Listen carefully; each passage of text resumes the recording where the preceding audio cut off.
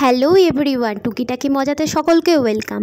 আজকে একটা দারুণ রেসিপি নিয়ে এসে এই গরমে আমি বলবো একবার ট্রাই করুন। প্রথমে নিয়ে নেব আমরা আইসের কিছু কিউব। এইটা ছাড়া একদম অসম্ভব, মানে টক দই। আমি আমুলের টক দই নিয়ে নিয়েছি।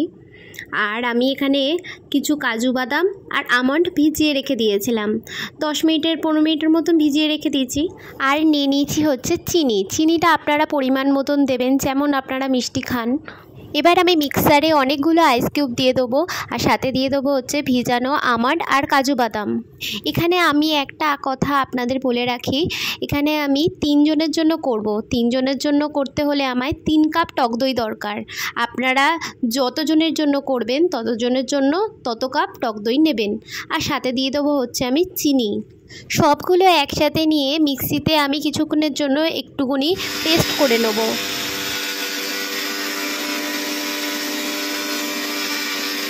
এরপর আমি এখানে 3 কাপ টক দই দিয়ে দেবো। টক দই দিয়ে আমি মোটামুটি ওই 3 মিনিটের মতন একটুখানি আবার মিক্সিতে দিয়ে ঘুরিয়ে নেব। এরপর সামান্য পরিমাণে ব্ল্যাক সল্ট দেবো, মানে বিট নুন। এবার ব্ল্যাক সল্টটা দিয়ে আমি আরও 3 মিনিটের মতো মিক্সিতে একটু ঘুরিয়ে নেব। তোমাদের কাছে একটা গুরুত্বপূর্ণ রিকোয়েস্ট, যে তোমরা প্লিজ আমার টুকিটাকি মজাকে ফলো করো যারা এখনও করোনি। আর প্লিজ আমার ইউটিউব চ্যানেল টুকিটাকি মজাকে প্লিজ সাবস্ক্রাইব করে দিও। এবার আমি এখানে গ্লাসের দ্বারায় আমি এই মিক্সারটাকে ঢালুপুর করে নেব। গ্লাসের মধ্যে নিয়ে আমি উপর থেকে ছড়িয়ে দেবো কিছু কিচমিচ। আপনারা সামান্য রুয়াবজাও দিয়ে দিতে পারেন।